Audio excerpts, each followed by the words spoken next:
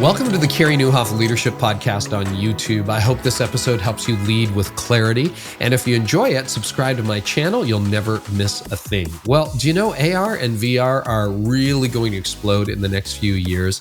I showed you exactly how in my On the Rise newsletter. If you subscribe to it, you would see the roadmap that Meta and other companies have laid out.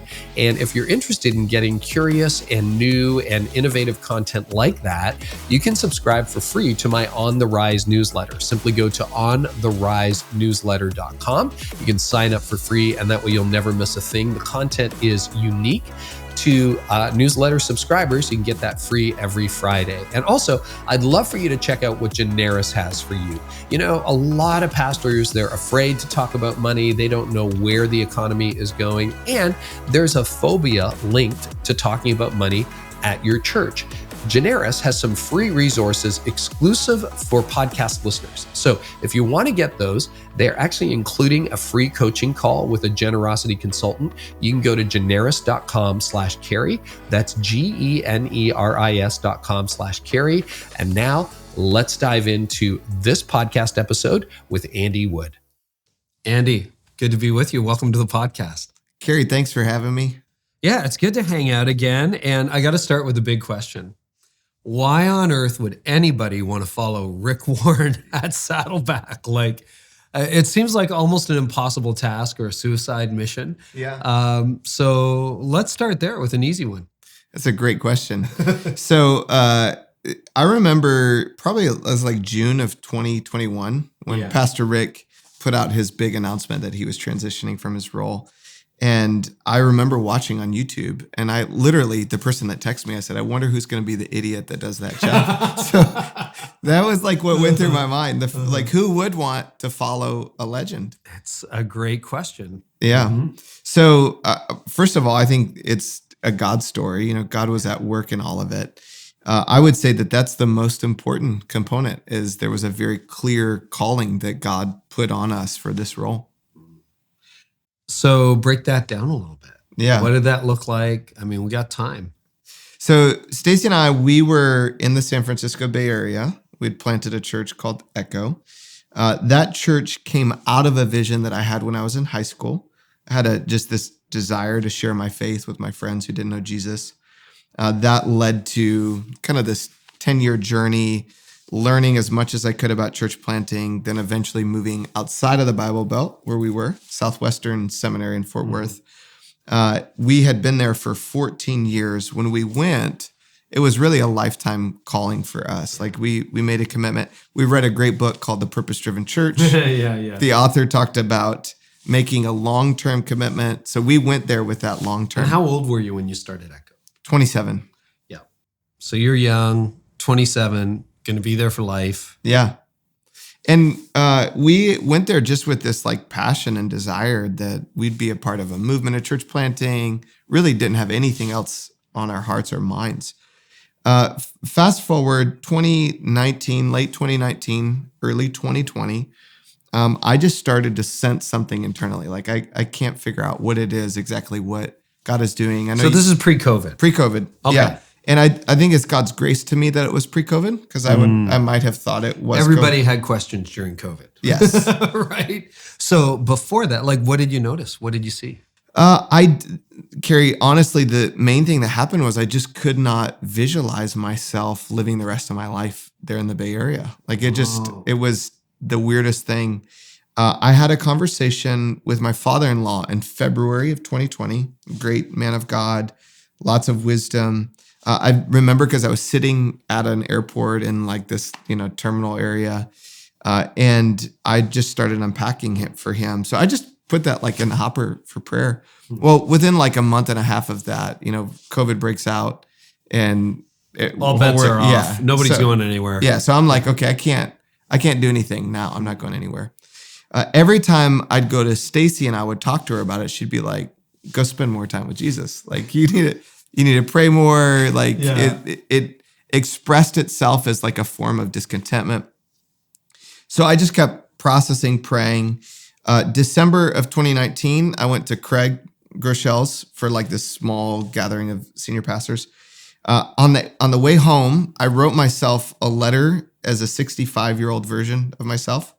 And it was like a very moving experience for me. I thought I had like kicked this internal whatever it was.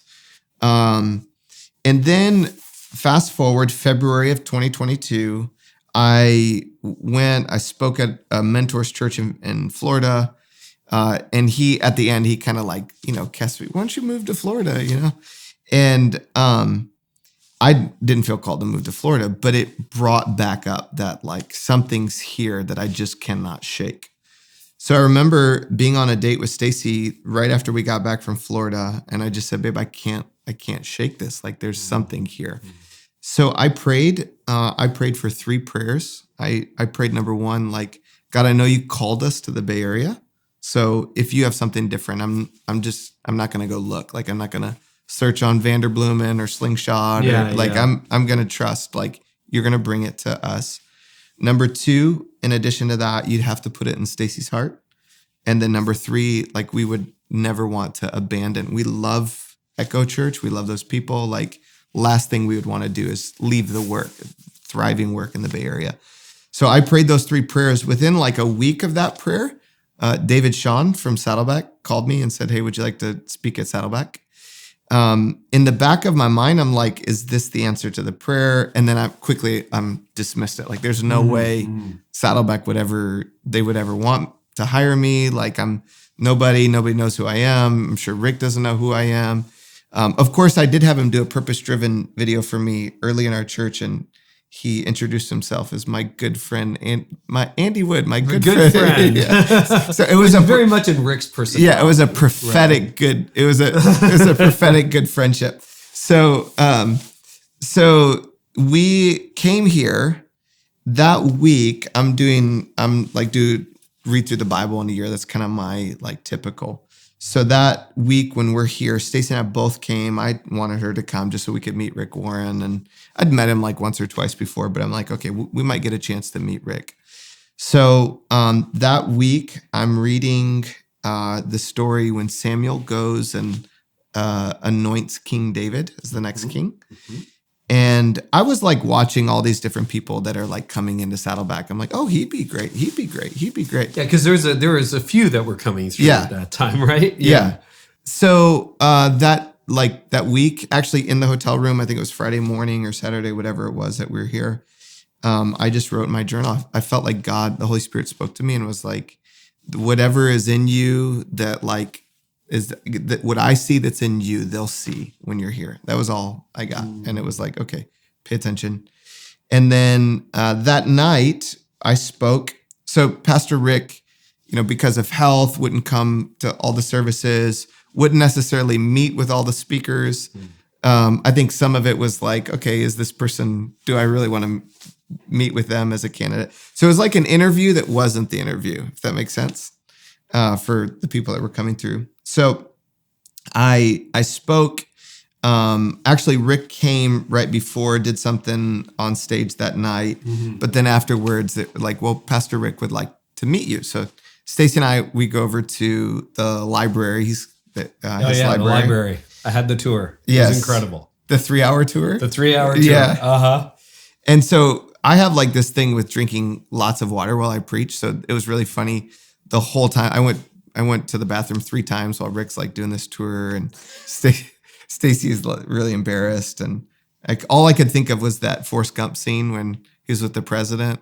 It was like, anything you'd like to say to the president? Yeah, I got to go pay. Do you remember that? I do, actually, yeah. So it was like, ended up being this long, 3 hours with Pastor Rick. And then at like 11 o'clock, Kay calls and she's like, you need to let these guys go. He's going to preach tomorrow.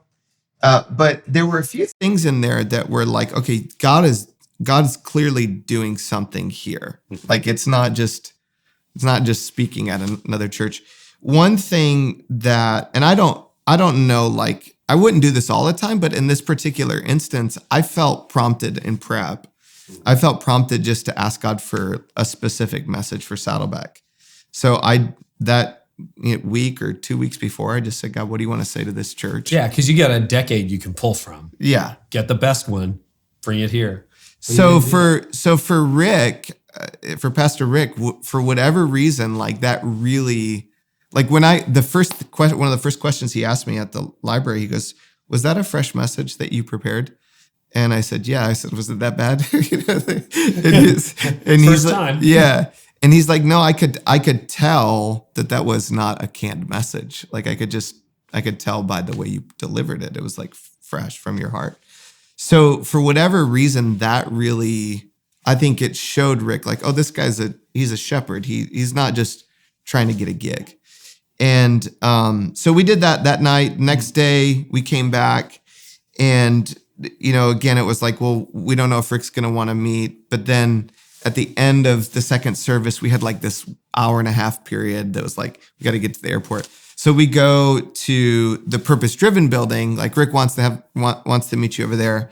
So we sit down. He lays out finishing the task vision, and he's like going on, by 2033, we're going to reach every nation.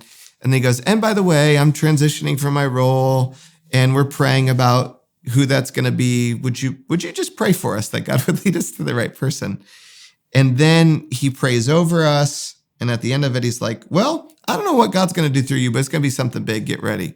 And then that was it. So we almost missed our flight on the way back. We got to the airport.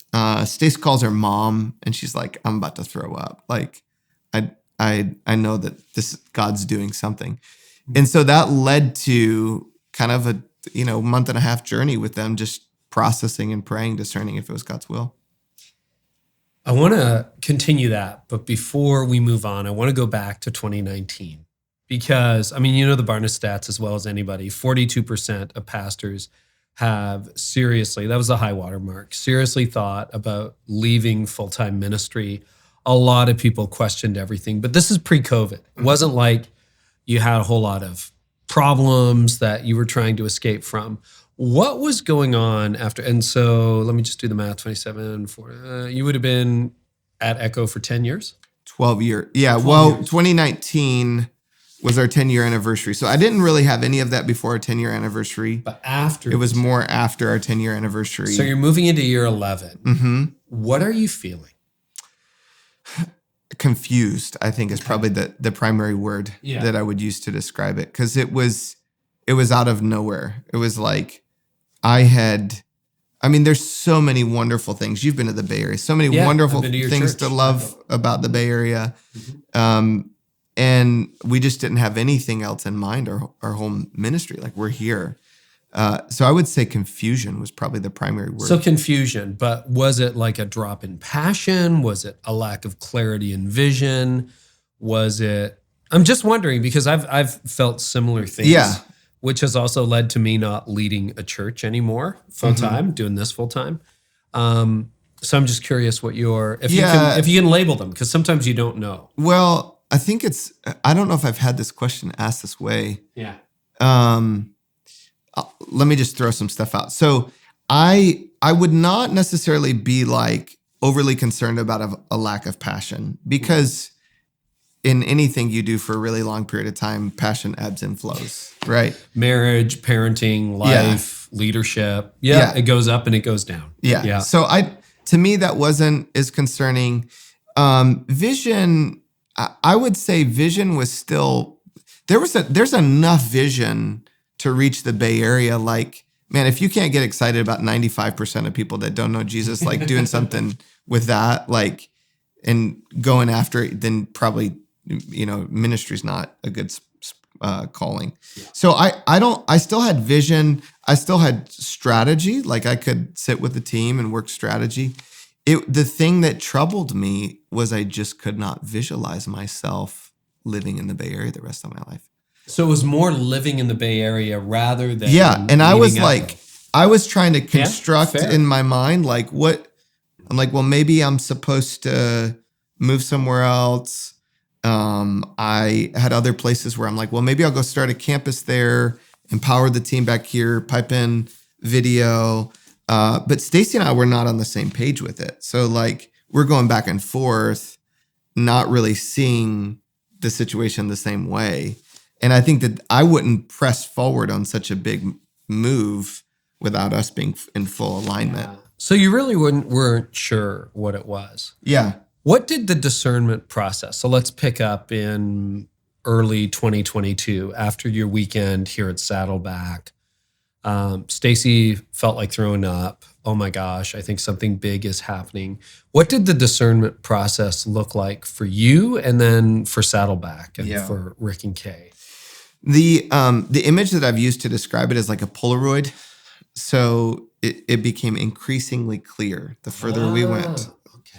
So it's like, okay, there's an image here, there's something here. Let's keep waving this thing and see as it gets clearer and clearer what it is.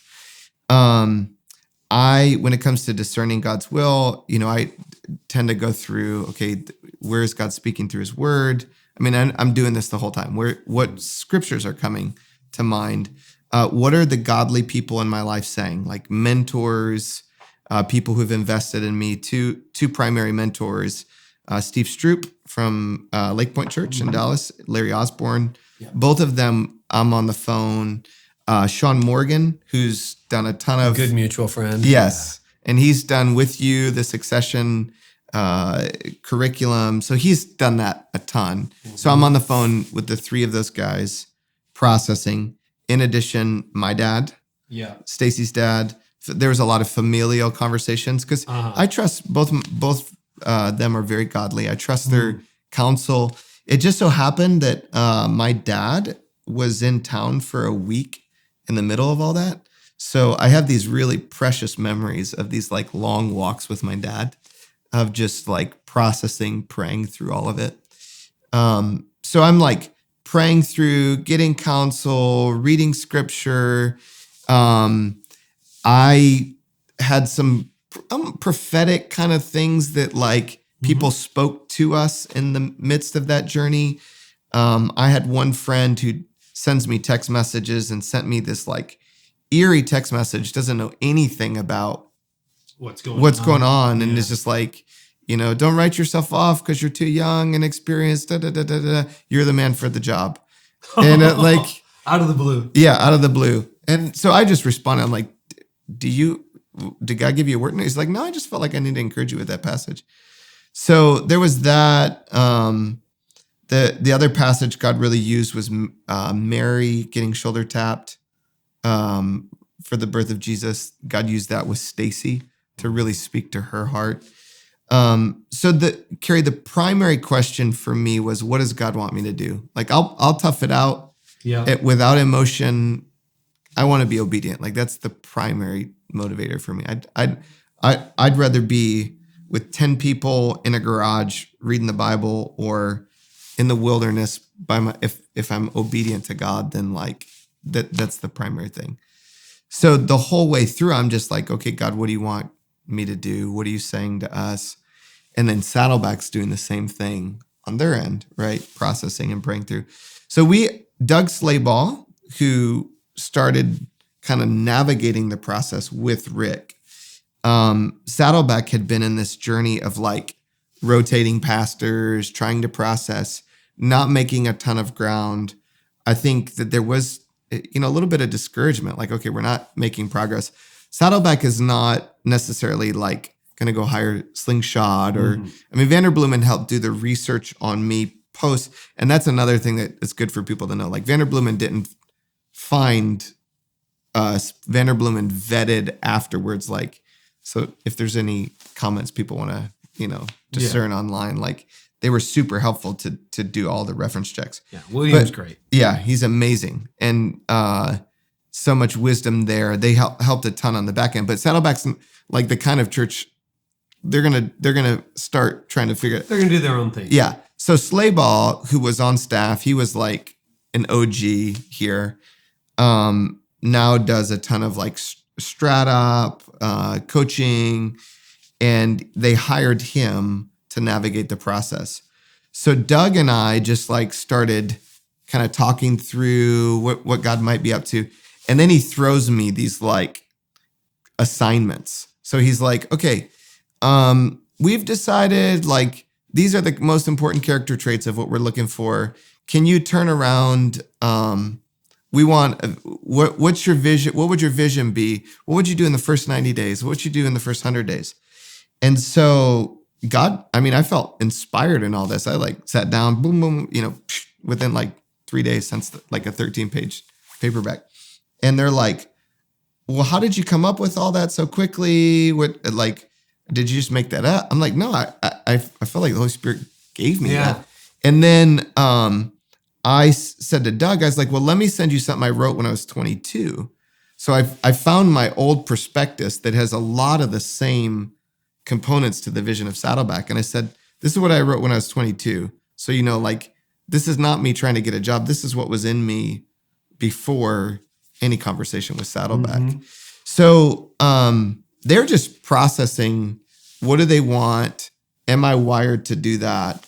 And then we started taking a couple of trips down here to meet with elders and discern in the process as well. So, yeah, that sounds like it's not just sitting across a table from each other a few times and going, I think this is the person. How many times did you communicate here before you accepted the call? Just the once? Just the once, yeah. Wow, so just the once. I think if I had done it more, it would have been like, oh, what's he doing? Why is he there twice? So, I don't want to give any details, but I got approached to take over a large mega church in the US a number of years ago, and, seriously weighed it. I wasn't at Connexus anymore leading that. And Tony and I don't believe we were called, and the people who are there now are doing a great job. But all I could think about in the months I was considering it was all the obstacles that had to be tackled. And I'm like, oh, this is you think it's a big task, and then you look at the job and it's like, it's a super big task. So we don't think we were the right people, and we didn't put our name in the ring. But I mean, there must have been parts of this that would be super intimidating. I mean, starting with following in the footsteps of Rick and Kay Warren, that's super intimidating. What other parts of the job intimidated you? The complexity of it. So because how big was Echo when you left? So pre-COVID, right? Pre-COVID. We were at our peak. Yeah, exactly. Yeah.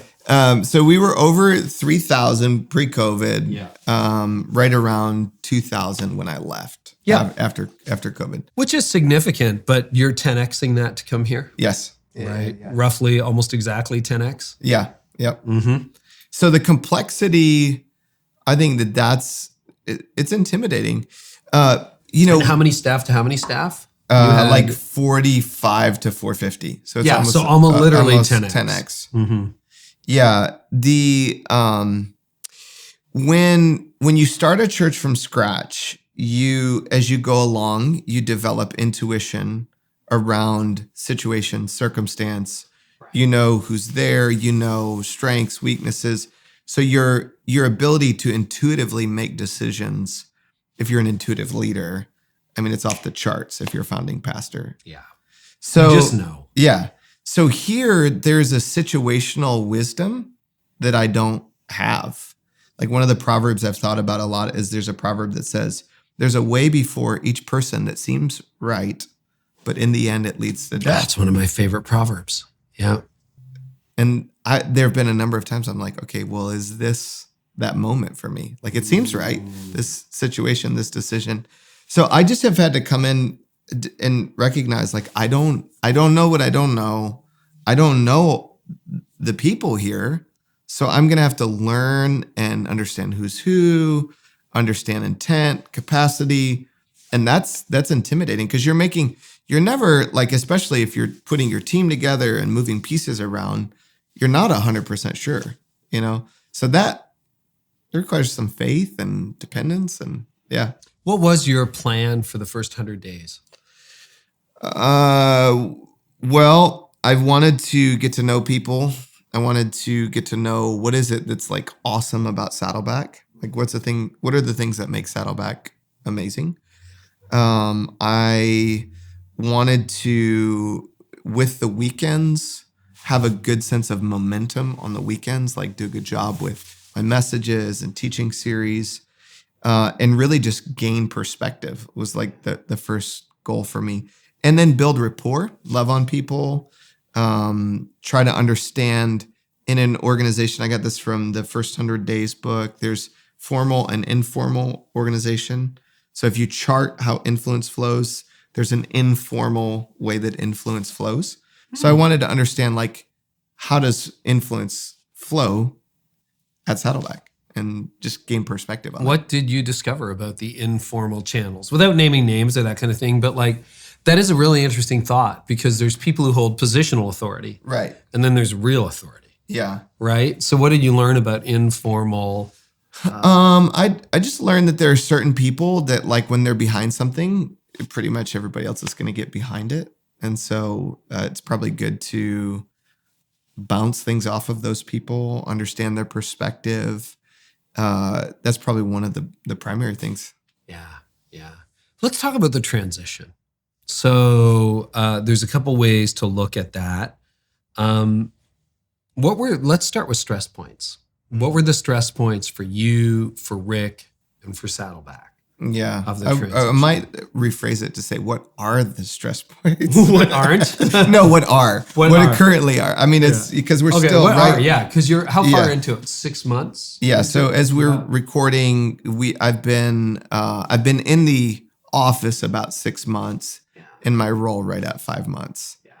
So I think one, complexity, right? Trying to navigate that. Trying to prioritize change, like what things do we want to change first? What things do we want to wait on is the stress point. Some of the stuff that you might think of as a stress point is not. Okay. Like people, I always get the question about Rick's shoes and, following Rick. It's just not been hard for me. Part of it is a life cycle thing. Part of it is Rick's health the last few years. It's the staff and Rick were ready for a new season. Got it. Yeah. And so that just has not been a challenge. One of the other things is, like, sometimes I talk to other guys and they're like, the outgoing leader still is trying to, like, put their hands on the steering wheel. Yeah, that was one of my questions, because it's hard not to. I mean, he led this for 40 years. Yeah. And say more about that. He's done a great job. He's kept his commitment to empower, and empower is probably not even the right word, like, to let me lead. Release. To release.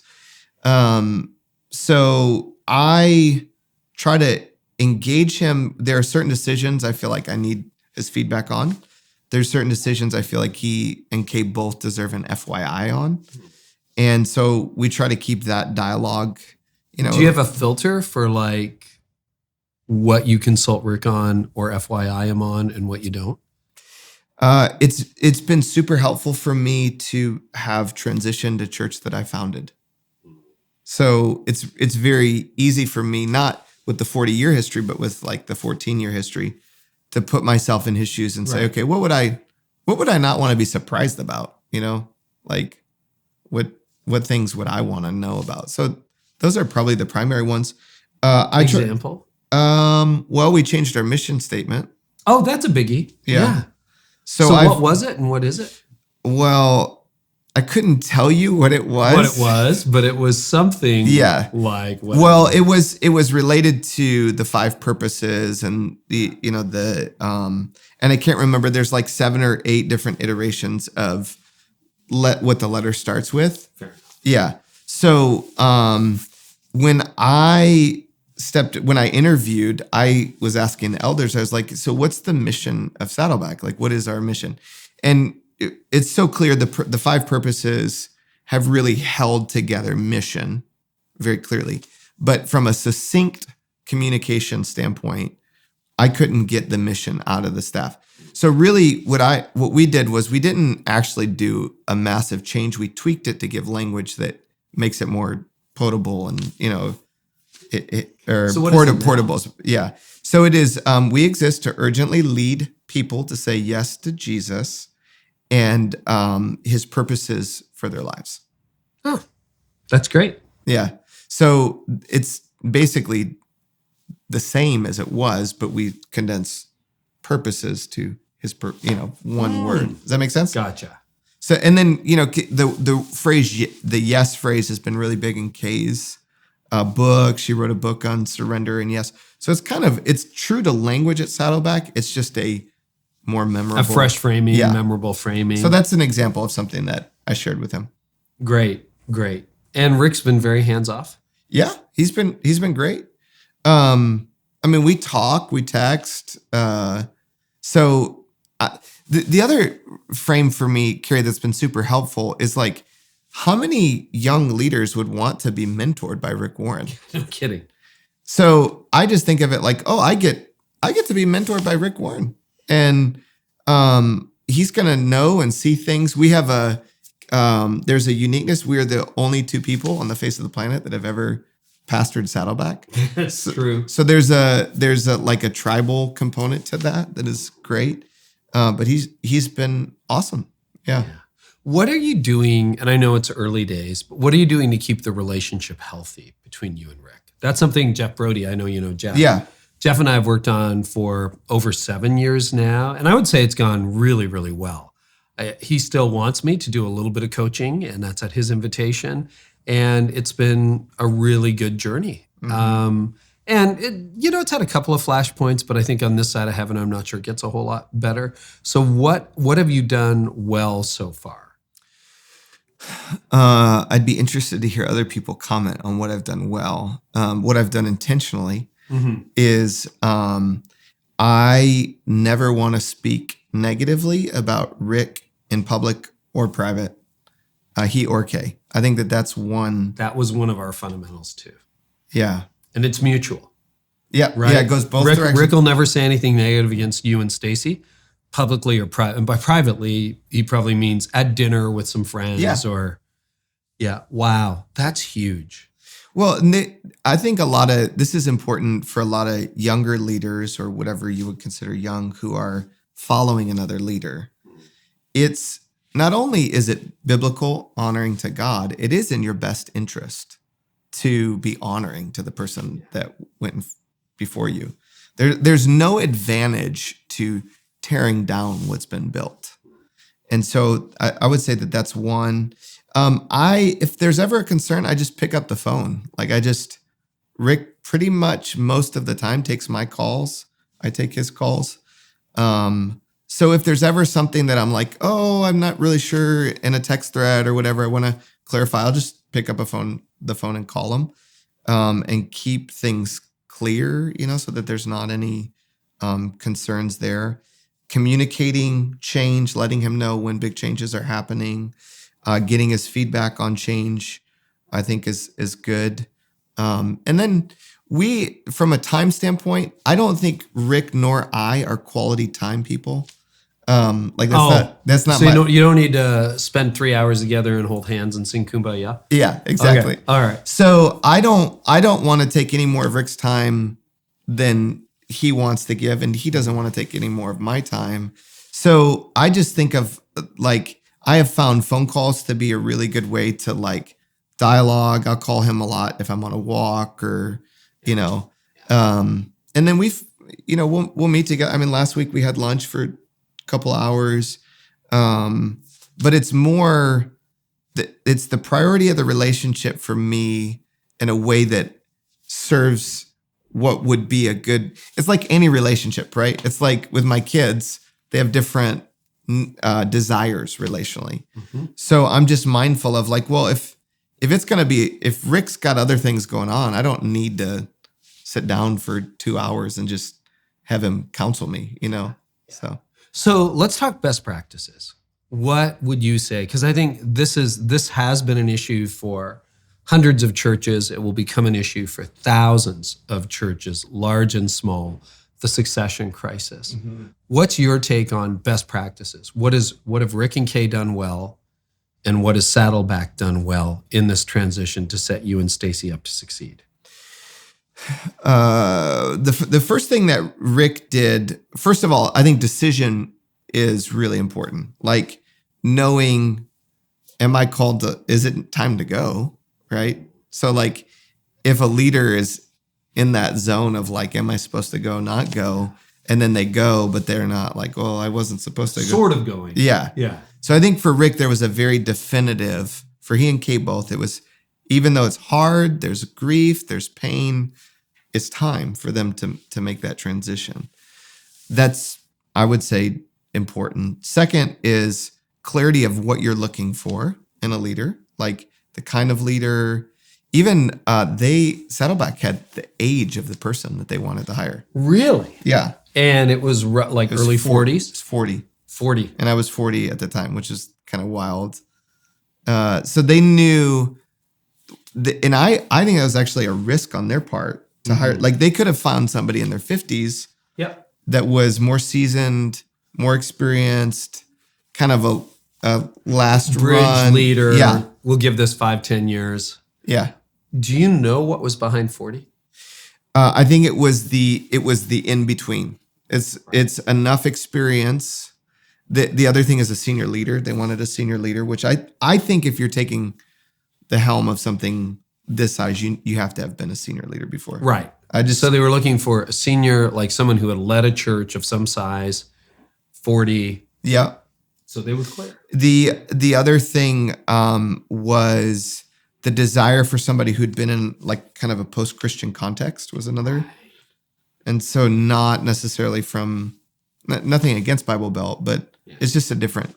Well, you were San Jose, right? Mm-hmm. I mean, because I remember being there, couple miles from Facebook, couple miles from Apple, couple miles from Google, like you're right there. A whole bunch of software engineers and all these tech startups in the Valley. Yeah. And I think the other key component is an extremely progressive culture. Right.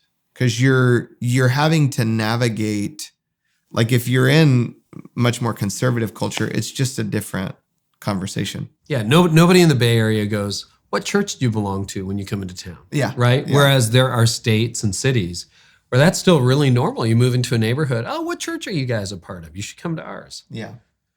Interesting. Okay. What else did they do well? Best practices.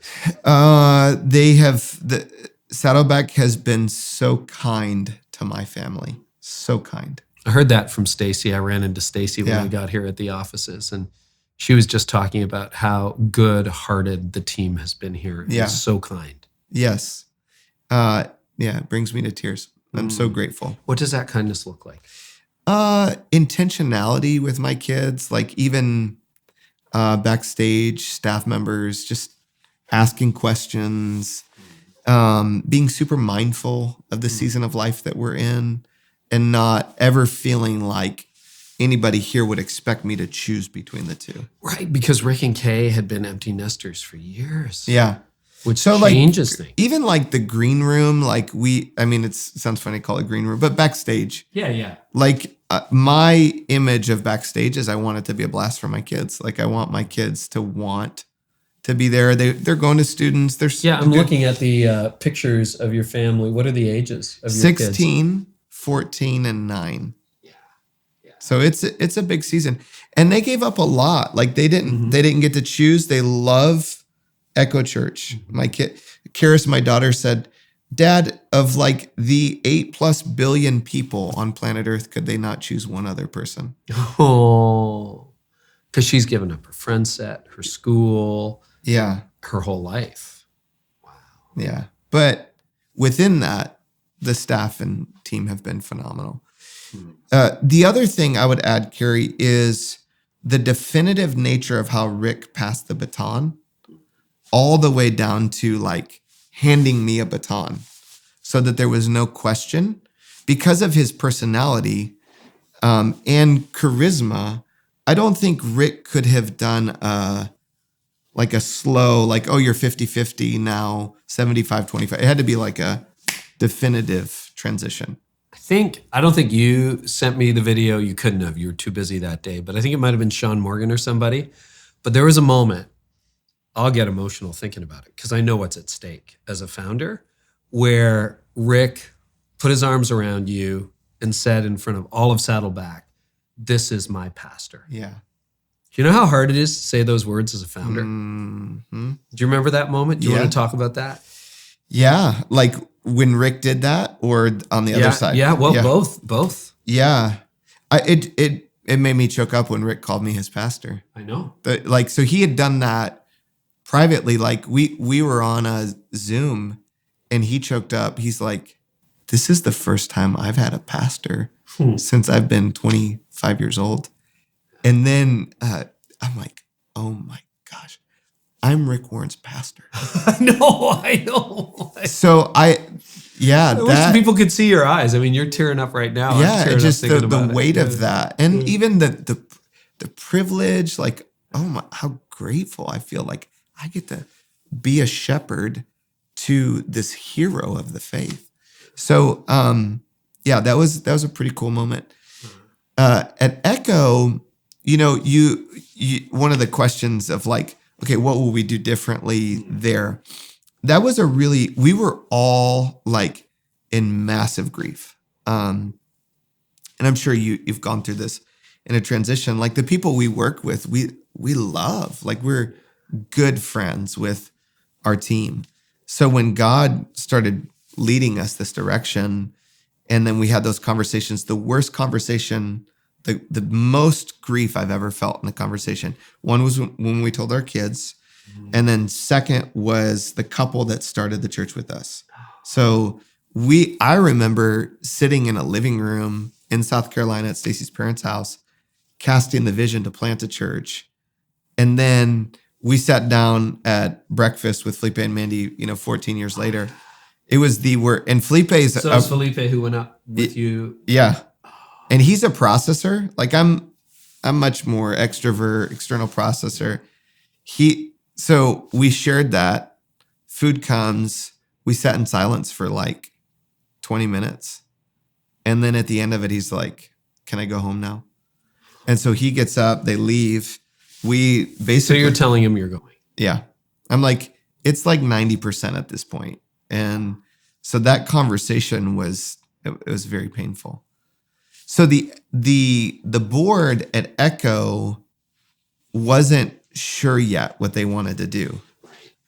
So I had to pass the baton. I didn't want to not honor their wishes in terms of like there was going to be an interim period where he would interim lead. They wanted to see him in the context. They eventually decided on him. Yeah, Felipe's a new lead pastor. Yeah. And he's doing a great job, doing a fantastic job. So that, what I regret in that was Felipe and I have been best friends for a long time. Yeah. He was the best executive pastor I'd ever been around. Great leader, great communicator, super loyal, very comfortable in second chair, good with systems, great at developing people. Like he's got a big tool belt. Mm-hmm. And so the thought of him being the next leader, it never occurred to me. And when he came to me and said, I think God's calling me to do this, wow. I was like, I was in tears. I'm like, I'm so sorry. I'm sorry I didn't see it. So at that moment was tough for me and him. So how do you handle grief? Because there's congregational grief at Echo Church. There's your grief, because it's not like you're like, oh, Rick just made his big announcement. I'm throwing in my profile tomorrow. Right? There's your grief. How do you handle that? Others' grief too, like our kids. Well, I don't think that the grief of Echo set in at first for me until I went back to preach the first time. So I went back in December to preach. And Stacie and I were staying at a hotel, and that Saturday night before it, so they don't have Saturday night services. So we went over Felipe and Mandy's house. Our kids are all there. Our kids are like, age, they're like best friends. And then on Saturday night, our house was a mile from theirs, and we like go to load up in our rental car to go back to the hotel. And I'm like, I'm sorry, I'm getting emotional about this. That's good, man. It is. It hit me. I'm like, oh, we're not here anymore. This is not our home. So I would say I didn't really go into it until that point. And then I was like, I have some stuff here I really need to process with God. Like there's a sadness. I would say being back there too. So I went in December. I went back for Felipe's commissioning. Being in the environment has been good for me, because it's like, okay, I still love these people. They're still family. I think there was a healing nature to that. But then just recognizing the grief as a part of the process and giving myself the freedom, Rick and Kay the freedom, Felipe and Mandy the freedom to be able to be like, okay, there's grief here. And it's part of the journey. Any advice, like when you were rolling out the announcement that you're leaving, you tell Felipe and Mandy, and then like, I remember Jeff and I did it in concentric circles. Mm-hmm. So there was processing with our elders and with Jeff, and then with the leadership team, and then with the staff, then with some key donors, volunteers, key lay people, and then kind of rolling it out I think I learned that from Rick, actually. I think that's a purpose-driven church or whatever, concentric circles. Inside out on inside the change, outside in on reaching the community. Exactly. So thank you, Rick. We appreciate it. But it really works, that method. What did you learn about how to communicate change? Because, it wasn't like people were gunning for you to go. Mm-hmm. They were shocked, I'm sure. Yeah. How do you help a congregation grieve? So I think one side of it is like determining what is the messaging that we want to communicate and making sure we've got like clear, what is it? How are we going to go about sharing this with people? Like, what are we going to say?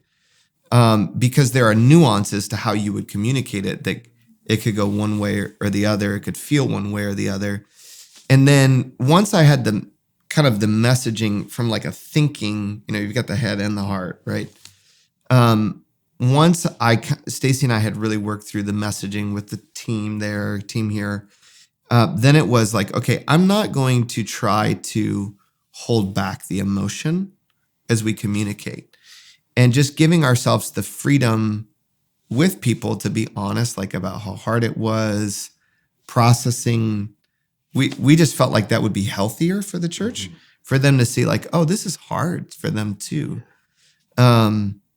And then we did concentric circles, but it was like, bam, bam, bam, bam, bam. It was like 3 days. Yeah. So I had to meet with the trustees at Echo. We met. We skipped one concentric circle just because we didn't have time. So we went trustees and staff, and then we went to the whole church. But we did it via video at first. And we felt like, based on some of the counsel we had gotten from others who had done it, absorb the shock in video. So that way people know like, okay, this is coming. We're going to talk more about it this weekend at service. And that seemed to work well. Good. Anything you do differently in that? I don't know if I would do anything differently on the communication side of it. I mean, we got a lot of good counsel. And so you were 3 days. I think we were 2 weeks max. Yeah. We just asked a couple of people to sit on it, and they did. But 2 weeks start to finish. The thing I wish I could have done differently is I wish I could have given Felipe more of what Rick gave me. And it was a clear handoff, a very strong, clear blessing. You're the person for the role. And I was just functioning within the restraints and my own grief at the same time. From a familial standpoint, we had a family member pass away like that week, like a pretty tragic death.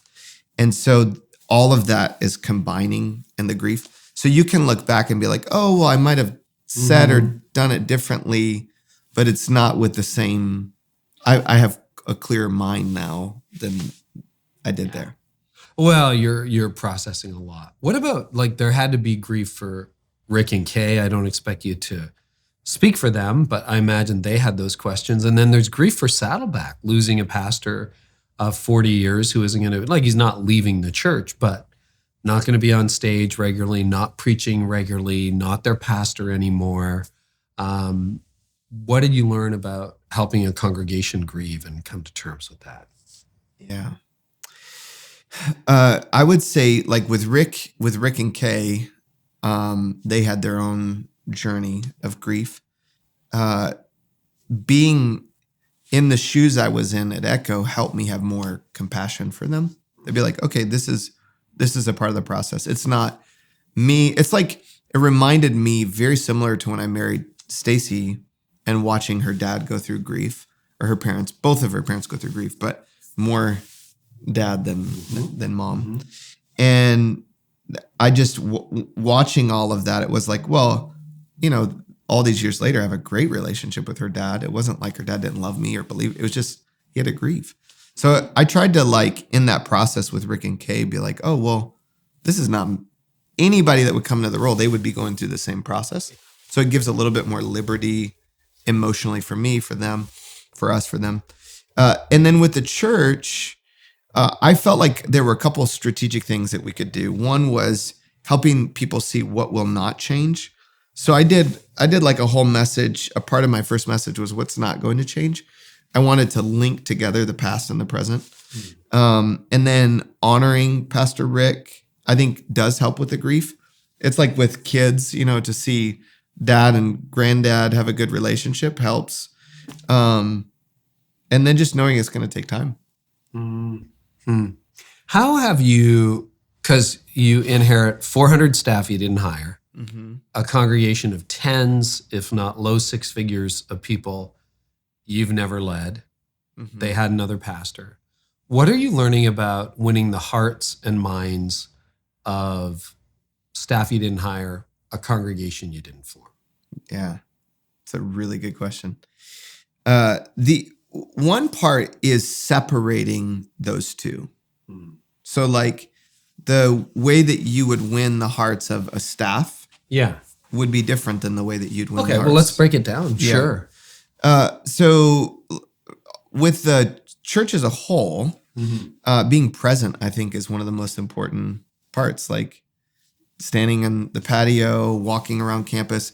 I mean, Don't hide in the green room. Yeah, we're out there. We're getting hugs. We're praying over people. Before we started in our role officially, we knew that it would be really hard after we started to get to all the campuses. So we hustled over a 4-week period of time, got to every stateside campus, aside from one that didn't get to them. But that, I think, helped, being in environments with people, being present, trying to teach in a way that's heart, relatable, honest, authentic, is another one.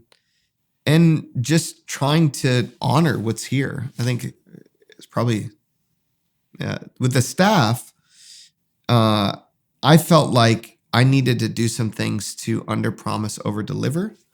So I tried to take on some things real quickly that I felt like were subjects that were hanging over the staff's heads.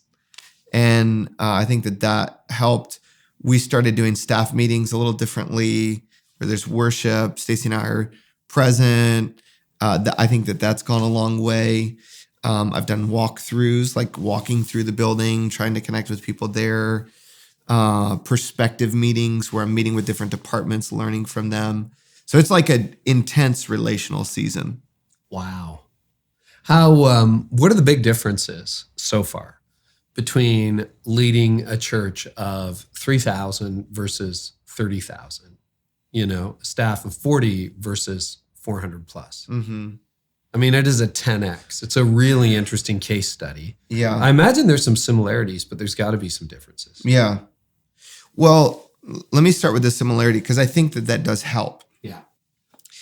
The skill set to lead around 3,000. So Steve Stroop, when he transitioned from Lake Point Church, he said, I want to find somebody who's pastored a church of 3,000 or more. And he had this assumption based on his journey of leading Lake Point, that from 3,000 to what they were at this time, like 13, 14, that it's not like 3,000 to 1,000. 1,000 to 3,000 is a totally different ball game than 3,000 to 13, 15,000, 16,000. So the skill set of teaching and preaching, content development, that rhythm is one. Leading in a multi-site environment with lots of different campuses and having to think not just about one location, but think globally about all the campuses is another. The skill set of developing teams, working through teams, come up with vision, cast vision, all that's so similar. The complexity is the main thing that is different, is because all that, you do all that, but you have zeros on the end of all of that. So I've tried to tread with open hands. I don't know what I don't know. The last thing I want to do is make a stupid decision because of pride. And so I'm just going to stay open and hungry and ask lots of questions and just go into every decision knowing I could be wrong. And to me, I think that's helped me in the complexity navigate it. Let's talk about pace of change. So you mentioned a few things are changing, starting with the mission statement or vision statement. You've changed some other things you've hinted at. Some people would say change nothing in the first year. Some leaders are ready to go and change everything. How are you figuring out how to pace change? Mm-hmm. Yeah. I want to take that question principally first and then go practically, because I think what you're saying is important. There's a few questions to ask, I think, if you're in that zone. One is who was the leader before you? So what were they like? So how did they do change is one. Who are you? So how has God wired you? And then the congregation, like how do they do with change? Like if I were... That's really astute. Yeah, going to a traditional church that hadn't changed much in the last 15 years, I probably wouldn't change a whole lot. But I sat in a room. I remember actually calling Pastor Rick right after this call or this conversation. So I was in a room, great guys, wonderful wisdom, but they're like, one guy was like, yeah, don't change anything in the first year. And I walked out and I called Rick. I was like, hey, what do you think of this? And Rick's like, oh, that won't fly at Saddleback. So I'm a church planter at heart. Like I just, Stacie and I started 2 churches.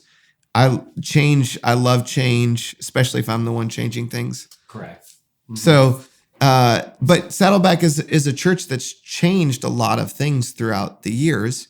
Rick will pivot on a dime or did pivot on a dime. So I felt like that from a propensity to change, there's a lot of pent up demand for change. Mm-hmm.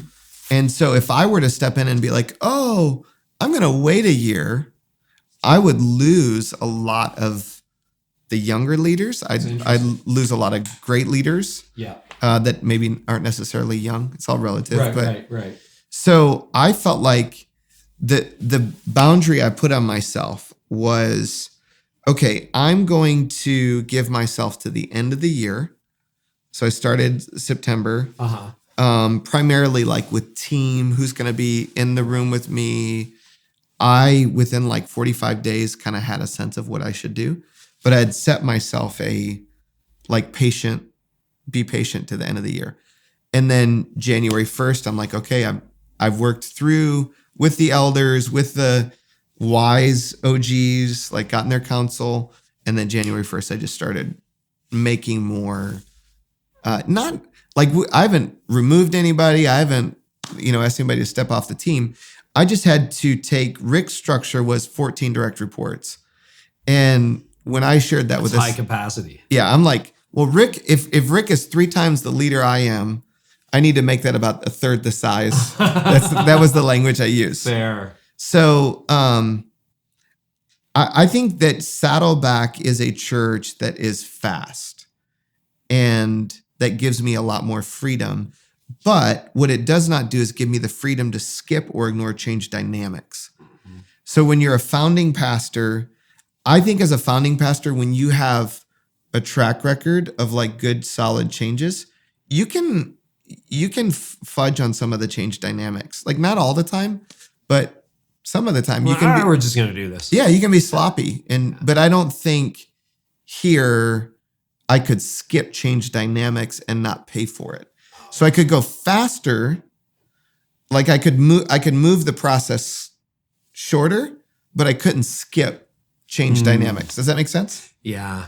Yeah, that does make sense. No, that's really helpful. So another aspect, okay, what are the change dynamics? Like, what are a couple that you're really paying attention to? Because change either doesn't happen because people get afraid or they're not motivated. They go too fast, the whole thing blows up in their face and it becomes counterproductive. So when it comes to change dynamics, what are a couple of dynamics that you think are critical and you should not ignore, even if you truncate it a little bit? Yeah. So first of all, I think finding out what's good, like what is good here, like what's working. And then what have we done that's good that we're not doing now? So if I'm like, for example, we hadn't done a big day in forever. Like, I mean, we had some big days. When I say big day, like a big event, evangelistic weekend. The church was shut down for 2 years. That's true. Almost. Yeah. So when I put together a cross-departmental team within my first week of being in the office, I'm like, okay, we're gonna plan the preaching calendar for the next 6 months, get some momentum. And then I just started saying, okay, when's the last time we did a one day at all the campuses? It was probably like an Easter or 40th anniversary right before COVID. And I said, well, it's interesting. One of my mentors who, wrote a great book, that you may have heard of it before, and I heard from him one time at a conference that was hosted not too far from here about this idea of a big day, try to make it like, I'm just running the play that we already know how to run this play and bring us back to what. So if a leader can find what's good and not feel the need to bash the past in order to move into the future. And then I know this is more comprehensive than you're probably asking me. No, this is good. So I try to make the assumption with change that if there are things that we're not doing that we should be doing, the reason we're not doing them is not because people don't want to do them. Like they probably want to do these things. They just, for whatever reason, we're not doing them, haven't been led. It's too complex to do it. So all that to say, I think that spirit, that even essence of like believing the best, coming at it with humility, softens the ground and makes people more open. But then the informal, I'm paying attention to who's the informal structure, like who are the people that I need to win over in private before we go public. Mm-hmm.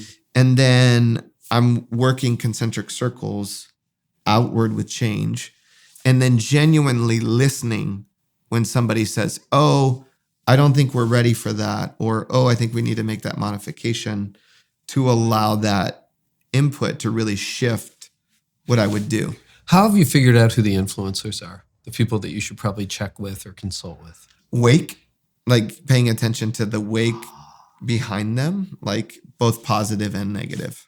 That's a good tip. Who have they developed is a good question. Like, who is this person over the last 3 to 5 years? Who have they developed? And then some people have a lot of bodies that trail behind them, for lack of better words. And they're like, okay, well, that's clearly not an influencer. Yeah. So we talked about big shoes, but one of the realities, and having had the tour of the library and his office and all the things that Rick and Kay have done, I mean, literally did so much for AIDS in Africa, the peace plan, meeting at the White House, there's a dining room here where if heads of states come in, they would meet in that dining room. I mean, it's just crazy to see. And that's sort of a one person, two people tour de force, where they're changing the world. And if you've spent a few minutes with Rick, you just get that. This guy operates at a different velocity, different frequency, high capacity leaders. Like he's in a category, he's a sui generis, just by himself. Obviously, you come in with a different skill set. How are you handling? Do you feel the pressure to like, well, I got to do all this stuff outside the church? Or are you approaching it from, I am the pastor of Saddleback Church and its campuses, and we're reaching people here in California and beyond? Yeah, it's a great question. So one comment about Rick and Kay both, I couldn't agree more in terms of like quality of men and women that they are, quality of leadership. One thing I said to Rick last week, I am genuinely convinced Rick Warren is one of the greatest visionaries in the last 100 years of Christendom. Yeah. Like without a doubt, what he saw, his ability to bring it to fruition with the Holy Spirit's help. So undoubtedly, like he's a force wherever he goes. I have genuinely said, okay, how has God wired me? Like, what am I good at? Rick and Kay both have been great at that. Like one of the examples Rick gave me was John Wesley and Asbury.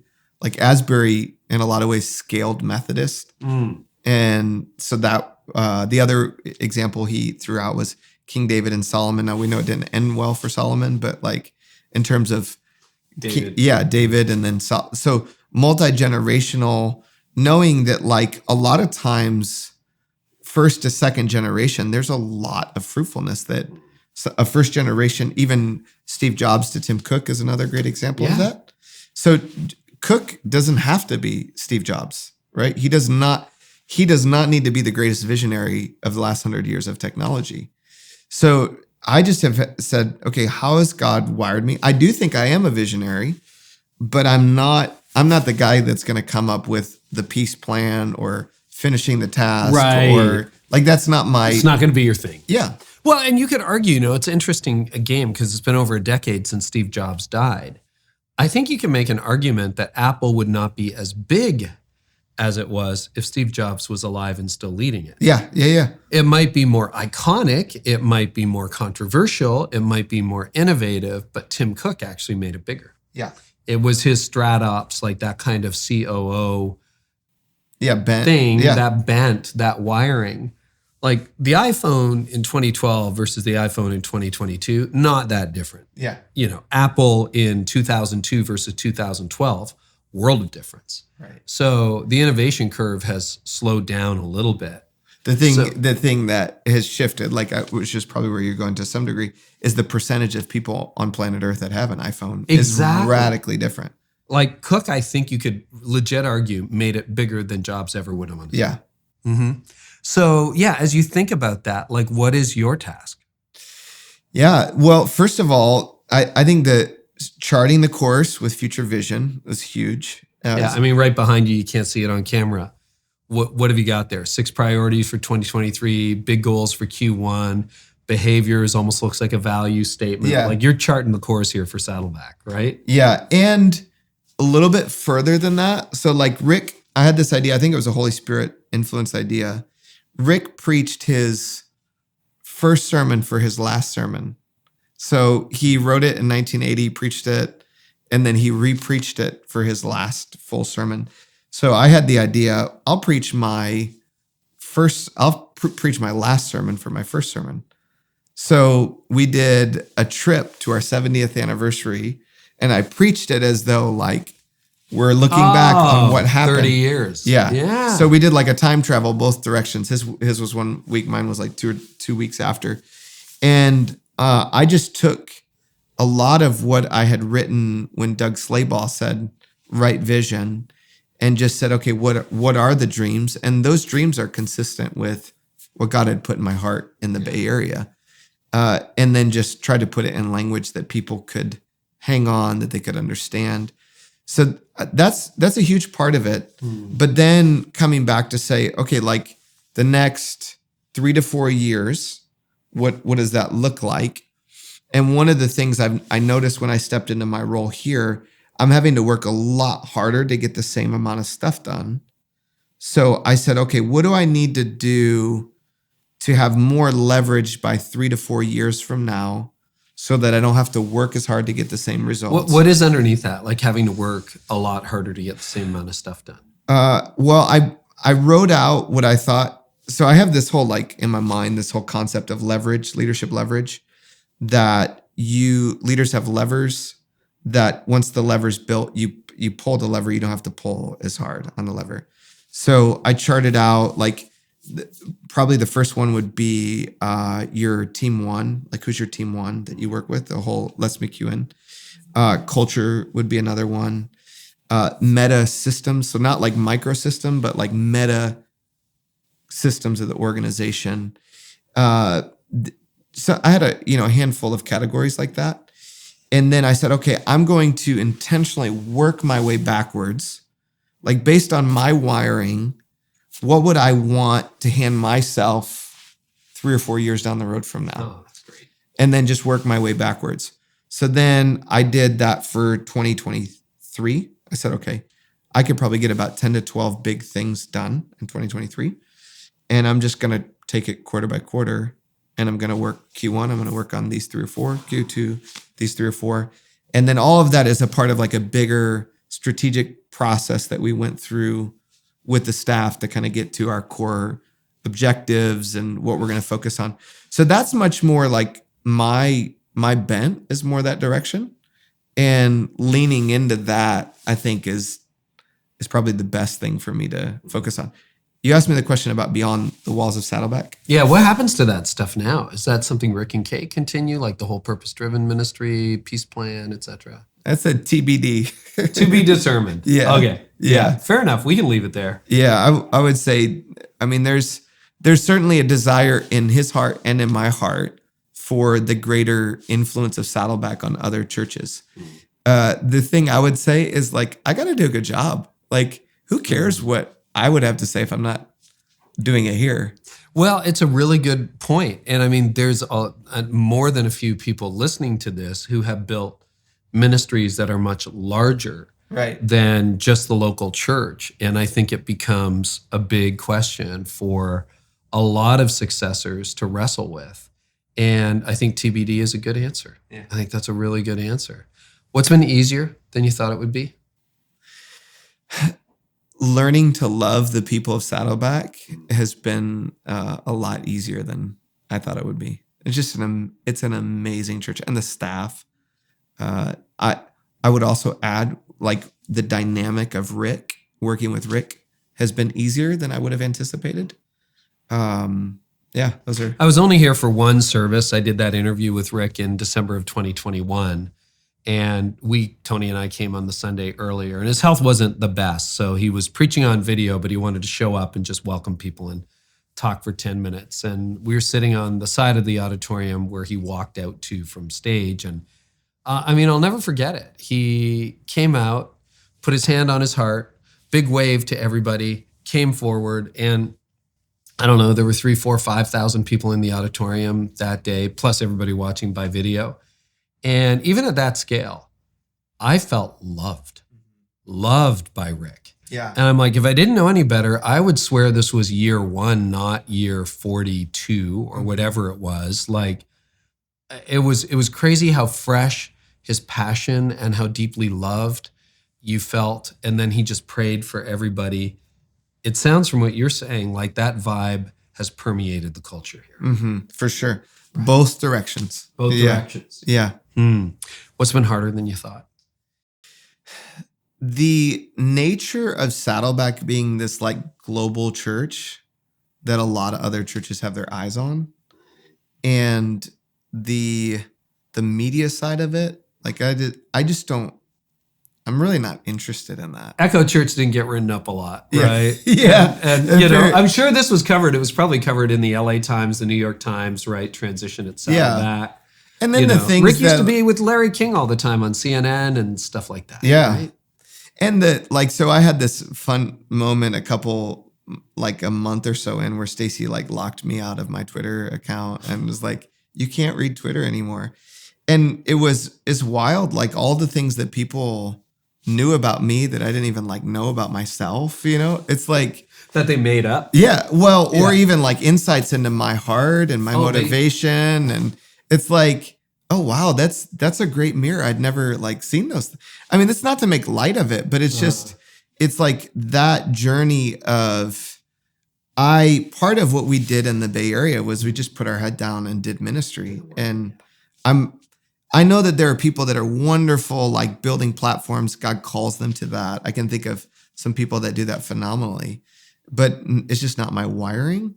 And so stepping into a platform that's so global and how to process all that. And having all of your moves analyzed by people. So what are you going to do with that? Like, how are you going to stay locked out of Twitter? Are you like just going to keep your head down and do your job? What do you do about that? Yeah. First of all, I do want to keep my head down and do a good job. One of the questions that has helped me a ton is, does it have my name on it? So like opportunities, writing, speaking, you know, all that, does it have my name on it? There will be a place where I will do more media, write books, all that stuff. It's just not, my kids are 16, 14, and 9. So it's not right in this moment. Yeah. I imagine your amount of inbound, like opportunities requests, speaking has probably skyrocketed. It's gone way up. But I just have set some parameters on I'm not out of the house more than, we have Saturday night service. There's one other night a week I allow myself to be out. Just put some tight boundaries with travel as well. Eventually though, I will empower more people to do that for me that are good. And we're working that direction, but it's not my top priority from a timing standpoint. It's further on down in the list. And I think by the time I do that, then, hopefully I'll have dealt with some other things that need my attention first. So this isn't on the question sheet, but how has your message prep or delivery changed since coming to Saddleback? Do you feel more pressure on a Sunday? Or are you like, keep your head down, just do what I know how to do? Yeah.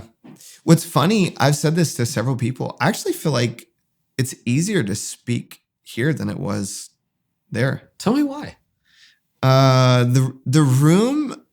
Have you ever spoken on the? No, not on stage, but it's a cool room. Yeah, there's like these kind of wings that come up like Tesla doors. I know, and it's lit so you can see people's faces. The stage is, I always stage is huge. Yeah, but the it almost stage is feels like huge. in the round a little bit, not in the round, but there doesn't feel like the distance that there should be in a room that size. Yeah, I don't know why it's funny. Like so we brought a family with us, and I asked my buddy David, who moved with us, is there anything different about me here than at Echo? And he said, you seem more relaxed. And I'm like, that's really weird. I try to figure out why. SoCal. I don't know. Maybe the Bay Area. But the thing that I think what happens, you probably can identify this. When you're a founding pastor, everything is personal. So you feel it. Here, I'm like, well, it's not personal. I've just been in my role for 3 You don't even know how this stuff was built. Yeah. You weren't there for it, right? You don't remember the foundation going in and what the stage was supposed to look like versus how it actually looked like. And you had thought it was going to be this. And then you're right. You don't have any of that history. I am very relaxed when I'm a guest somewhere. Yeah, you're not. I'm like, oh, well, that light didn't work. It's no big deal. Yeah, and I think my conclusion is that curiosity is one of the greatest antidotes to anxiety. Because you're hungry to learn, you're not going to be as anxious. But in terms of speaking, it's easier. My rhythm is the same. How many Sundays a year are you doing? I am doing a little bit more initially. So I think I'll probably do 37, 38 this first year. Yeah. And then I'll pull it back maybe to mid to lower 30s. Building out a team or guest preachers, or do you know what you're going to do? Right now, Stacie, my wife, speaks and does a great job. She'll probably speak 6 to 8 times. There's a couple OGs here, Buddy Owens, Tom Holliday. Yeah. So I've asked both of them to speak. I'm in this, I don't know what's the right mode. Saddleback's used guest speakers in the past. I would be more of the inclination to develop people. A team. Yeah. And I'm not sure what's the right call though at this point. Well, and not a decision you have to make. Anything we haven't touched on that you want to talk about or think is important? Yeah. Well, first of all, Carey, thank you for your work. Thank you for all the leaders that you bless and help. You've been such an encouragement to me over the years. It's a joy to be able to do this. Yeah. Well, and your podcast, there've been a lot of times I listen to your podcast. I'm ready to quit. And I'm like, there's something I'll get out of your podcast that'll keep me going. I want to keep people in the game. Yeah. So thank you for that. Oh, thank you, Andy. And thanks for letting me be a part of this conversation. I would say there's maybe 2 people I have in mind that I would just encourage. We've talked about all the transitions. I would say for people who they need to stay and there's something internally, I would just say God is open to dialogue. And so as personal as you can make that between you and God, to share what's on your heart, be open and honest with him, and just ask him for his leadership and guidance. people who maybe God is like saying, I want you to shift, I would just say, be attentive to your desires, and not so much like in a worldly way, follow your heart. But if you're walking with God and you're delighting in him daily, and then there are these desires that you're like, oh, these are new, this is something different, just pay attention to that. And with wisdom, allow yourself the freedom to explore, because there may be something, maybe it's not you're supposed to change churches, but maybe there's a different way of thinking or doing ministry so be curious about those desires. I think two big things I'd love to leave folks with.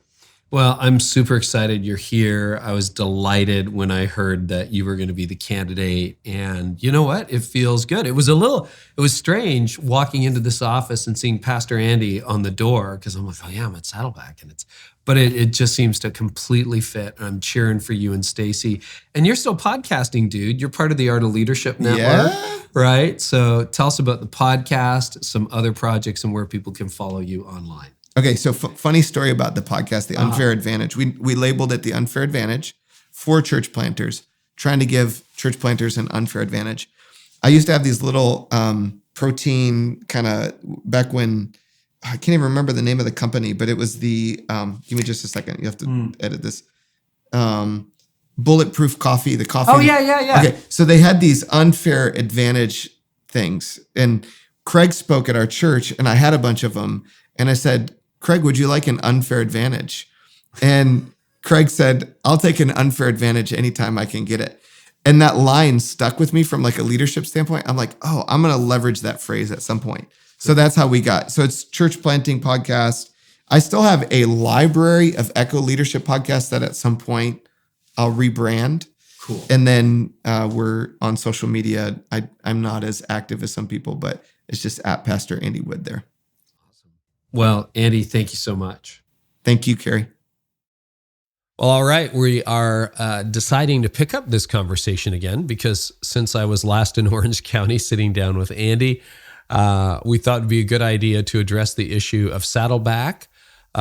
First of all, affirming women in ministry, and secondly, being kicked out of the SBC. So Stacie and Andy are with me. Welcome to both of you. Thanks for having us. Yeah, Carey, it's great to be back. So what happened? We need to start there. What happened? Yeah. Well, first of all, let me say this. Stacie and I, we talked a little bit in our first interview about the church we planted in the Bay Area.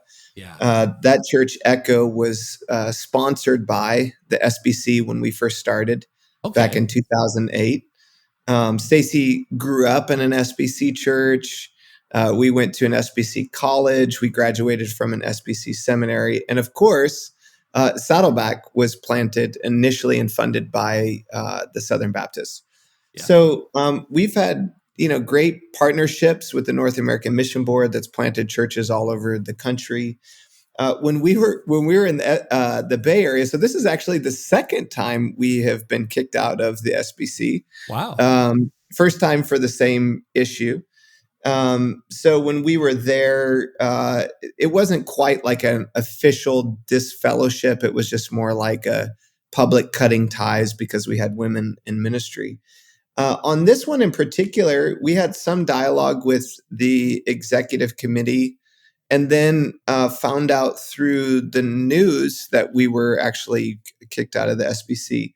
I understand that there's a pretty long-standing relationship between Rick and some of the different people on the SBC committee. But basically the way that it works is the denomination has like an executive committee. They made some decisions based upon our decision as a church to have women as pastors, that they would, in essence, disfellowship us.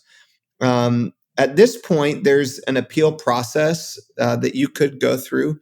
We're still like in that decision-making mode prayerfully, whether or not we would appeal that decision. But at this point, if we don't appeal that decision, then we would be kicked out. Now, it's interesting to me because I, to be honest, Carey, I don't actually find the whole conversation that interesting or intriguing to be on like New York Times or some of these other newspapers. But given the historical nature of one, Saddleback Church, and then given the historical nature of the SBC, and then in particular, this conversation around women in ministry, hence the reason that it's shown up so much in the media over the last few weeks or so here. Yeah. Yeah. So Stacie, you weren't the first female pastor at Saddleback. Is that correct? Can you tell us some of the history there, and then also what your role on the team at Saddleback is these days? Sure. Yeah. So back in May of 2021, actually, the elders and Pastor Rick made a decision together to begin the process of endorsing women as pastors and start to call them pastors. And so there were 3 women in particular who had been on staff here for a long time and been fulfilling basically all the roles as a pastor would, but they were called other things like a minister or a director. And they said, you know what, we're going to go ahead and officially ordain these women and begin to call them pastors. So there were 3 women that happened with in May of 2021. And then from that point, not much more movement happened in this conversation.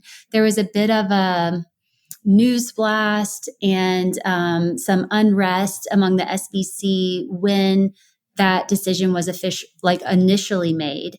But then the next thing we kind of heard about it was at the SBC convention this past summer in 2022, when it was kind of this issue was brought to the floor, and Pastor Rick went and talked about just encouraging the SBC to keep the main thing, and we can still work together. This isn't an issue that should divide churches or denominations. And then from there, Andy took over as the lead pastor, but was kind of left to create a pathway forward for all of the women on staff. Many women who have been called ministers for quite some time have been serving in ministry, fulfilling the roles of pastor, but not called a pastor. And so Andy felt like this was a pretty important issue to talk about early on in our ministry here at Saddleback. And so he provided some clarity. We spent several all-staff meetings talking through this issue and journeying together. He did a big theological teaching, I think an hour and a half long teaching on this. And then in December, we made a decision as a staff with our elders to go ahead and appoint all the women who have currently been serving in ministerial roles here at Saddleback as pastors at Saddleback. So for me coming on staff, it was a decision made by Pastor Rick and Kay and also the elders to go ahead and give me the title of teaching pastor. That was the title that I had at Echo, and they just went ahead and continued that title here when they hired us to come on. Mm-hmm. No, that's really helpful nuance. So let me, and the interesting thing is, you're both talking about, can we get along? Does this have to be such a divisive thing? Because it's so easily talk about complementarian or egalitarian as being a divide, but you have a variety of views on staff, do you not? It's not like there's just one mindset on this. Can you explain the range of opinion that you have even within your team or your church or within, friends that seem to get along even though they don't 100% align on a particular label? Yeah, I think that's a great point, Carey. And this is one of those open-handed, from my point of view, this is an open-handed theological conversation in the sense of you could land in a lot of different places and still work together in ministry. From a nuanced language standpoint, I hate that we have such language and titles can limit us so much. One of my mentors says that everything rises and falls on definitions. And so how you define this term complementarian, how you define egalitarian, then you've got extremes beyond that, like chauvinism and feminism. And then when you choose one, people tend on the other side to think you're something that you're not. But what we felt like when you clarify, okay, how did we get to this conclusion? How did we come to a conclusion that women can be empowered in ministry? And I think that's the most important question. that when you're processing, can we work together? Can we be on staff together? Like for us, in our understanding of Scripture, the Bible is the authority in terms of theology, in terms of belief, in terms of how we live our lives. And so when you come to a conclusion from the basis of Scripture, that gives a lot of freedom if you agree on the authority of Scripture, but also recognize like my interpretation of Scripture is not inerrant. So there are times where I've seen something in Scripture one way, and then later on, God would change my point of view. I do believe that we want to be true to historical doctrine. We don't want to be, jumping off of some train theologically and getting, into hypocrisy. Not hypocrisy. What's the word I'm looking for? Heresy. But the basis of the Bible makes a lot of room. So what I said to our staff was, I said, hey, if you don't see 100% eye to eye with us on this, with our elders, with Stacie and I, you can still be a part of our staff and still be a part of our church. There's two main things, though, that it's going to be really hard to be happy and be here. One, if you don't see the Bible is the authoritative, inerrant word of God. Like if that's not your point of view, then you're going to be frustrated because that's the basis for our thinking, and that's framing our theology. The second one is, can you work with the opposite gender? And like for a man, if there's a man on our staff that couldn't have a woman as his supervisor, there might be a point where that happens. And if he's going to be frustrated and not able to do his job because of that gender difference, then this is probably not the right church for them.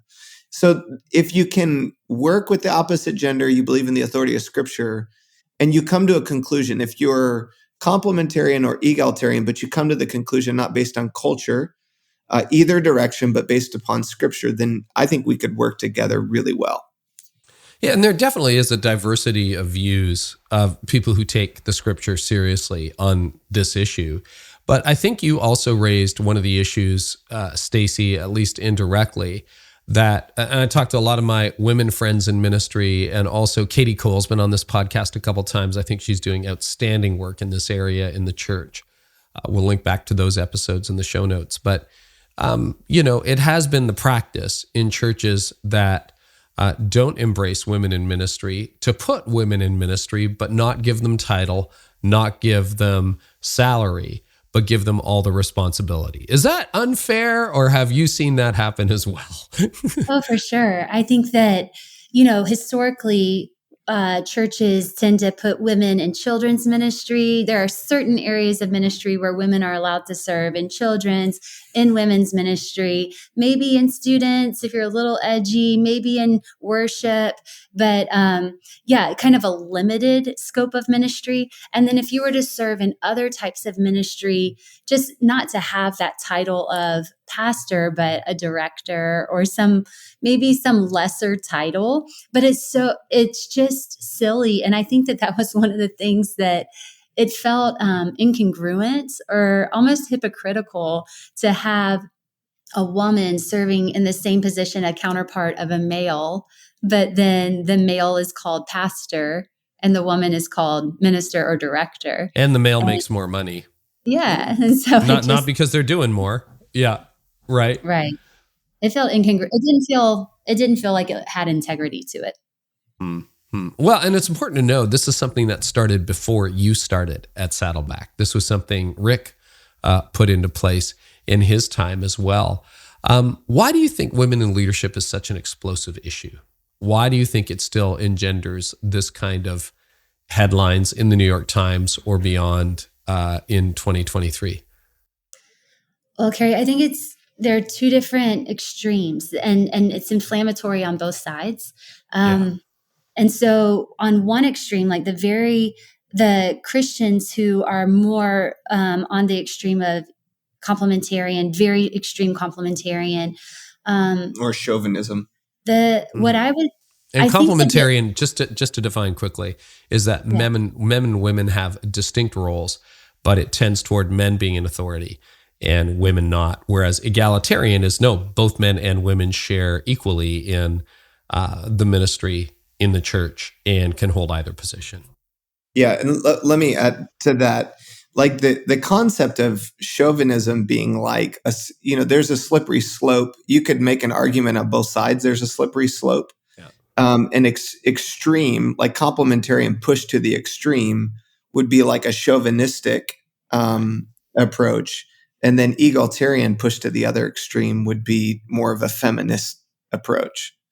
And I feel like there's a fear that Christians who hold to the belief that women cannot serve as pastors, the underlying fear for many people is that the authority of Scripture is no longer being held to, and that just like other issues that are getting watered down in modern day culture and that are becoming confusing to the church, and areas of theology and doctrine that the church has had a long held stance on, and now people are diverting from that. And so I think that the fear is that this is one of those issues. And if you start to allow women to be called pastors, then suddenly you don't hold to the authority of Scripture, and that your doctrine is slipping away. And so I think that that's the fear on one side. And then the other reason on the other extreme that this is an inflammatory issue is because of all that has gone on in culture with women's rights and equality. And so there's maybe like a bit of a feminist charge here that's like, yes, women should have the right to do anything or be anyone they want to be. And so there's that energy that's coming from the opposite extreme that's pouring fuel on this fire. And I really don't think that is, either side is honoring to God. And I definitely don't think that is the position that Andy and I hold. Yeah. Mm. You know, one of the things I appreciate about that, Stacie, is someone says to do a really good job of listening to the other side, you need to make their argument better than they do. And I think even, again, this is not an exhaustive talk about women in ministry, but I think you did that very well in your 60-second sum up of both sides. I think it shows respect for the other sides. How can you have this conversation? How would you like to have this conversation more constructively as you think about how we get along in the future? What are some things that would make this, I'm not going to say an easier conversation to have, but let's just say it's a better conversation to have? Mm-hmm. Yeah, I love some of Adam Grant's questions that he puts. One of them is, how did you come to the conclusion that you have? Yeah. Trying to understand, like, how did you build your theology? How did you build your conclusion? The other question is, if anything, what would change your thinking on this? Mm. So like having those kind of dialogues with people who see it differently allows you to be able to process at a deeper and broader level. So, when I sat down with different friends who are egalitarian, I sat down with friends who are complementarian. Like, one of the things I began to discover was, for people who base this whole conversation on the Bible, somebody who's true to a complementarian belief would put complementarian theology, or the belief of men and women complementing each other, being a part of God's intentional design pre-fall. Somebody who's egalitarian would put that post-fall. So the complementarian nature of a man and woman came after sin from their point of view. Now, I don't necessarily agree with that point of view, but I can understand that point of view. And so understanding how somebody developed their theology makes it a more sane, helpful conversation. So being able to just be in a room and say, okay, this is an open-handed issue. You see it this way, I see it that way, allows us just to learn from each other on both sides of the conversation. Mm. That's really good. Stacie, anything you'd want to add to that on how to have a more civil conversation around it? Well, I think keeping love at the center of everything, which is our highest command, is that we love one another. And involved in love is respect for one another and kindness and the fruit of the Spirit. And so whenever we have any conversation, to realize that the person on the other side of that table is a human being that God loves and created. And even like in marriage, whenever there's a conflict, and maybe a very emotional conflict, we have this practice of setting the conflict in the center of the table, and just saying, you're not the problem. I'm not the problem. We have a problem that we're trying to work through, but it doesn't need to be directed at each other. And the anger and the hatred, that's the furthest thing from the Father's heart. And it's definitely not unifying for the church. And so to keep love at the center of every conversation, I think is definitely what honors God. Well, I appreciate it, Andy, when the decision came out and you shot me a text and it's like, hey, maybe we should update our conversation a little bit. I'm like, yeah, we probably should go there even for a few minutes. So I'm so grateful both of you are joining us for this. But as you think about moving forward, what are some steps you're going to take, and what is a path toward perhaps greater unity, less division in the church that you hope to forge? Yeah, it's a great question. I think one of the commitments that we've made in this whole conversation is to be incredibly kind and gracious in any kind of public response that we would have. Because the last thing we want to do is be divisive in what we would put out on social media. Well, I imagine you probably got, sorry to interrupt, but you probably got like some pushback from people inside Saddleback when the decision came out. Did you not? Yeah, I think we've gotten emails all along. Pastor Rick had women preach. I mean, Kay preached many times here at Saddleback. It's funny, though, how when the consistency grows or it's not on Mother's Day, all of a sudden people have more questions. But it was super helpful for us to be able to say, Pastor Rick and the elders were the ones that made the decision to have Stacie as the teaching pastor. So it's not like I'm pushing her forward. They made that decision. Yeah, you're not the rogue. But there are people that have questions. We just try to be gracious. And that's why I felt like releasing some kind of content, like a clarity of how we got to this position, which I did recently, primarily for our church, would be helpful. But when I think about the role that we could play at this point, like Saddleback, that I could play, I think it's beautiful in the kingdom, in the family of God, when sons and daughters serve next to each other. Like, that's God's design. He put a family business together with sons and daughters. And sons who have the positional authority have the opportunity to lift up daughters that have been given gifts from God. And so I see it as like this wonderful gift. I want my sons to flourish, and I want my daughter to flourish. And God's the same way. So the empowerment of women it's not a diminishment of the role of men. Like, we need men to be men in the church more than ever. And, as leaders, if I can see the unifying component of it, of like empowering both men and women, doing it in a loving way, non-feisty, and even not feeling like we have to defend ourselves when we do it. It's like, I don't feel like every time I obey God, I need to give a defense for why I obey God and do what he asked me to do. The main reason I taught on it was to bring clarity to our church.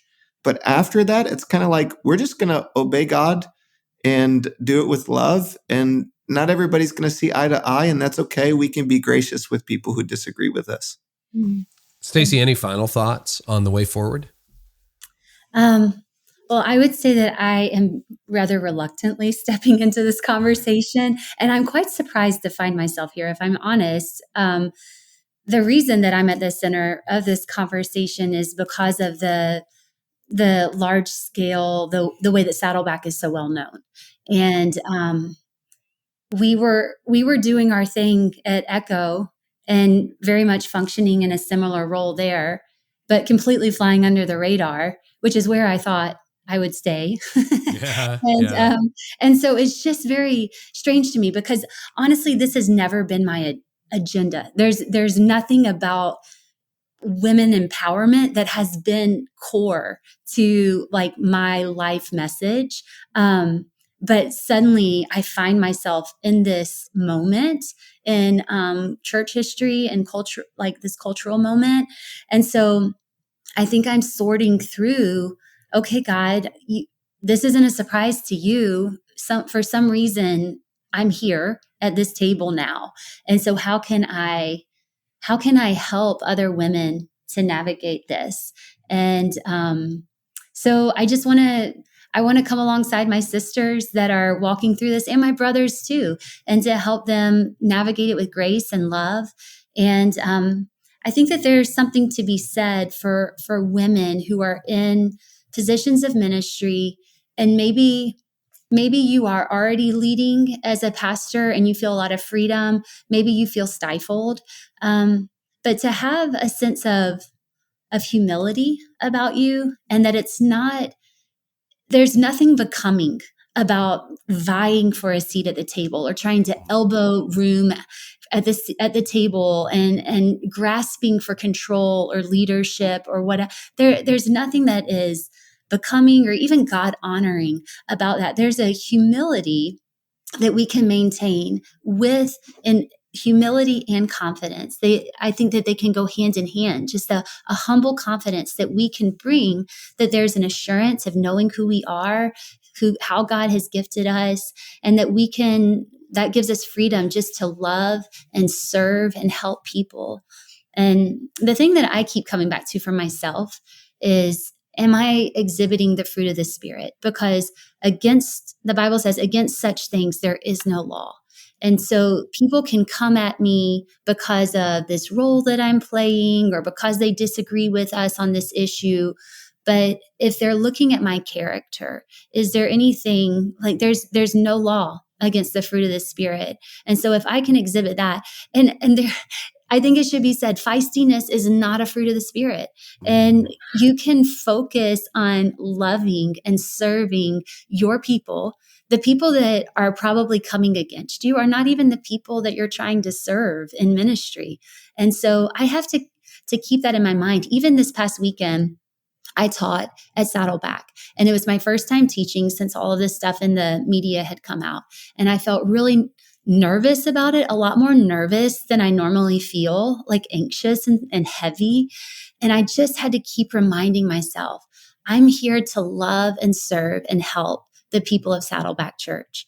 And most of the people here in this congregation, they're not worried about whether the title pastor is given to me or not. They're worried about, I don't know what to do with my teenage kid who's so disconnected and in depression right now. And I don't know how to put food on my table, and I don't have hope to keep on living.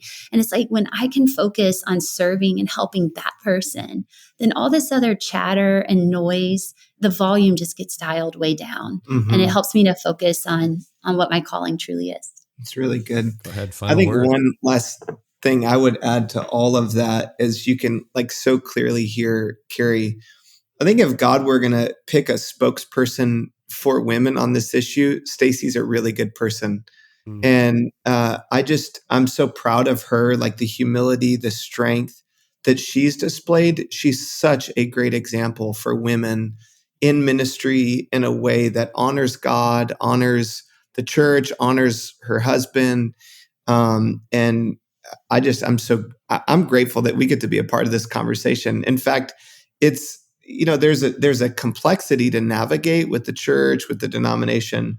But I think it's, when I look at the grand scheme of what God is up to, this is a really significant moment for the church that could lead to greater empowerment for ministry and greater emphasis on biblical understanding of gender, of how God structured the church, and could be a really powerful moment that moves the church forward. Mm. Well, I want to thank you both so much for coming on and having the conversation. Anything else you want to share before we wrap up? No, thank you. Thanks for letting us be back on. Well, it was good to hang out with you when I was in Orange County. Great to connect with you again today. And Andy, your teaching, where does that appear? Is it public, or is it just internal for Saddleback? Is there a link we can make to the message? Yeah, we can. It's on our YouTube page. It's about 20 minutes long, and it's all the stuff we didn't get to go into here in terms of theology and Bible verses and all that. We'll link to it. And there's got to be a good way moving forward where we can talk about things we disagree on without being disagreeable. So thank you for helping us think through that. I really appreciate you both a lot. What do pastors fear most about generosity initiatives, and how can they overcome it? We have a short time here, so you didn't ask for 50 things they fear. There's so many things that are on that list. Let me just give you several that I think are high up on the list. They may not be the top 4, but they're high. My congregation won't buy into what we're doing. My congregation won't buy in, and I think sometimes that's because we jump too fast into projects and we don't let the gestation period for ownership occur, and so that can happen. I don't want to preach about money. Well, you're going to have to deal with it somewhere along the way. Why don't we deal with it now? And really that's symptomatic of having allowed giving to become more transactional than transformational in your church. People don't want to hear transactional talks about giving. They love transformational talks. And so I don't want to preach about giving. And, the idea that our attendance will drop during a giving initiative, how pastors love to have attendance. And I do too. I love to see people in the pews and in the seats. Our attendance is going to drop. Not if you preach those kinds of sermons they won't. And then, of course, we won't hit our goals. Well, if you have some good thinking, some clear thinking around goals, and there's plenty of that out there, then you can set goals in a way that you can probably hit them and not miss them. So those are 4 things I hear a lot. No need to fear them. All of them are resolvable.